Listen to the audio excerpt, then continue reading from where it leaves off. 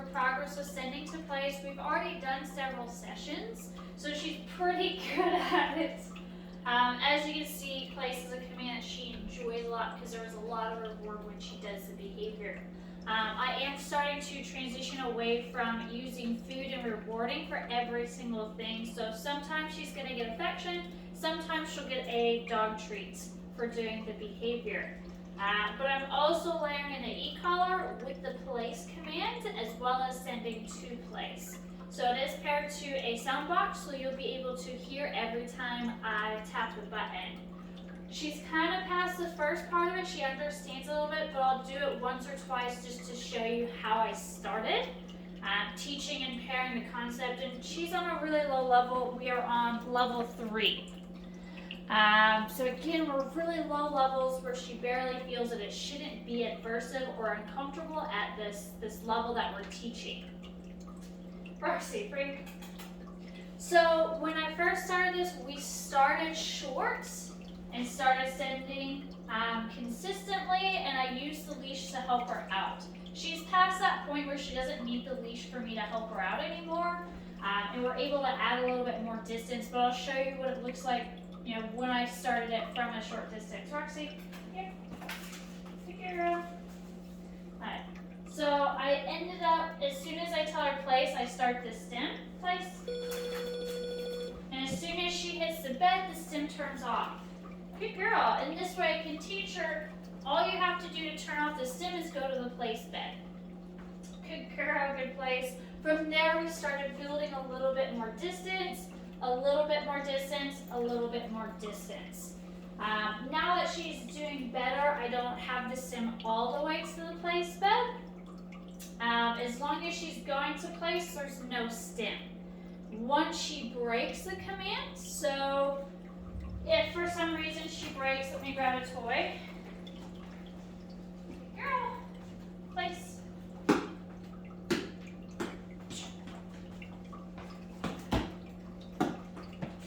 Good girl, good dog. If she doesn't break, good girl. Place.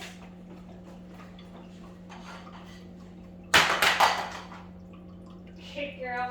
Obviously, I proved place with quite a few things. Let's see if me getting down on the ground if she'll break the command. Place. Good girl.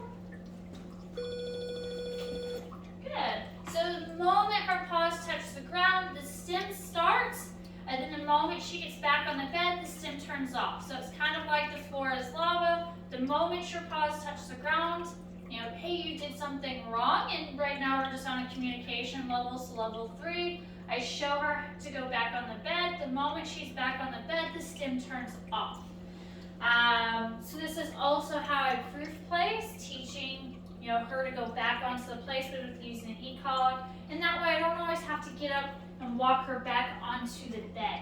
All I have to do is use the e-collar to communicate to her, and she gets back on her own. Sometimes she fixes herself on her own. Sometimes I still have to help her out. But again, we've only done several sessions. It takes a little bit of time for some dogs to figure out. Roxy's a really smart dog. She's super motivated to work and learn. If she thinks that there's something in it for her, she wants to do it. So I'm going to go ahead and we're going to just kind of demonstrate how she's doing with it. Good girl, free. Roxy. Roxy, free. Good girl. Good. Place. Good. So if she doesn't immediately start going to the bed, I turned on stem. And the moment she started going towards the bed, the stem turned off. Good girl. Place.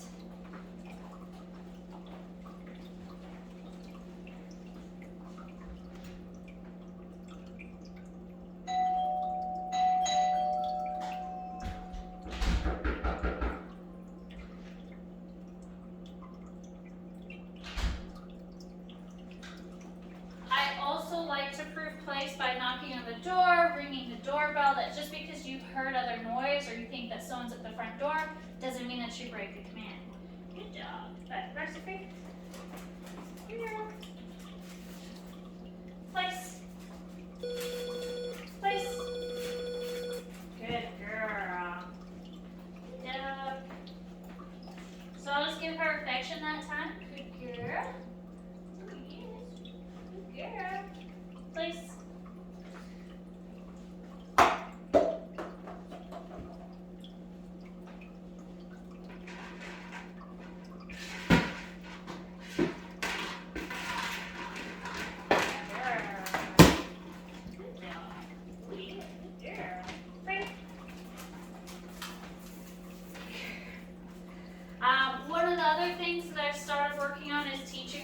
come into a heel position.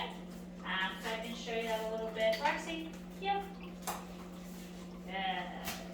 Girl, heel. I've also been working a little bit of her back spatial awareness. Most of my puppies aren't very good at using their back legs. And because Roxy's so motivated to learn, this is just something I've started doing kind of as an extra on the side for fun. Roxy, yep. Girl. Is teaching her to walk backwards and building a little bit of awareness in her back legs as well as muscle. Girl, yep. So this is more so just for fun. Good girl. But the coming into the heel position is something that we've also started working on. Yep. She does better against the wall as far as backing up.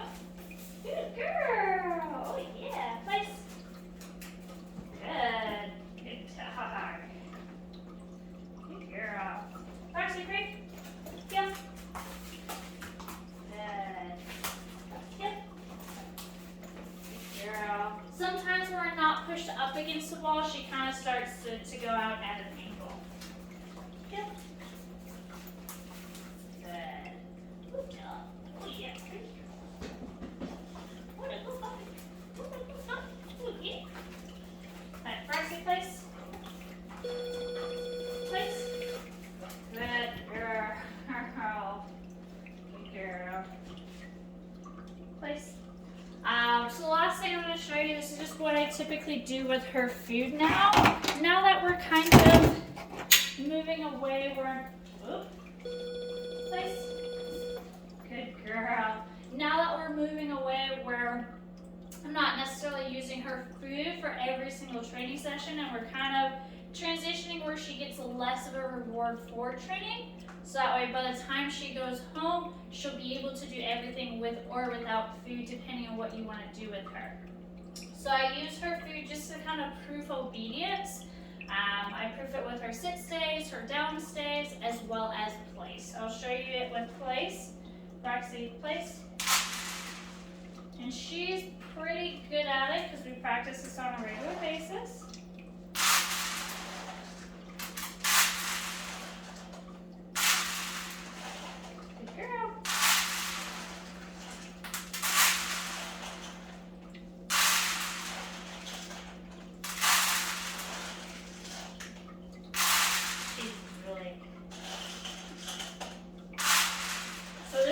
Breakfast right here. Good girl, place. Good girl, place. She's not perfect. You guys remember, I'm sure, from having her. Food is one of the things that she struggles the most with self-control.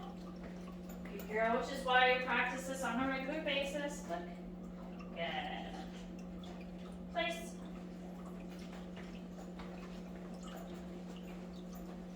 Good girl.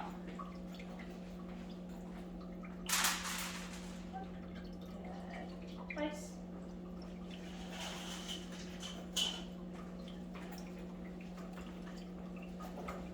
Good girl. Good place.